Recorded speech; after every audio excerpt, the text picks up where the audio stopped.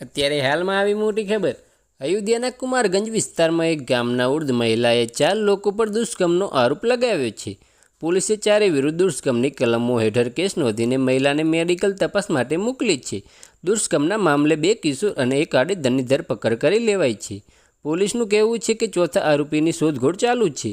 ટૂંક સમયમાં ધરપકડ કરી લેવામાં આવશે। મળતી માહિતી અનુસાર કુમારગંજ વિસ્તારના એક ગામના 69 વર્ષીય વૃદ્ધ મહિલાએ આરોપ લગાવ્યો છે કે 23 સપ્ટેમ્બરની રાત્રે ગામના 4 લોકોએ તેમની સાથે દુષ્કર્મ આચર્યું છે। સાથે જ ઘટનાનો વિડીયો પણ બનાવી દેવાયો છે। વિડીયો વાયરલ થયા બાદ જ્યારે તેની જાણકારી રેપ પીડિત વૃદ્ધ મહિલાના પુત્રને થઈ, પુત્ર દૂર શહેરમાં રહે છે। ઘટનાની જાણકારી પીડિતના પુત્રને થતાં તો તે પરદેશથી ગામ પહોંચ્યો।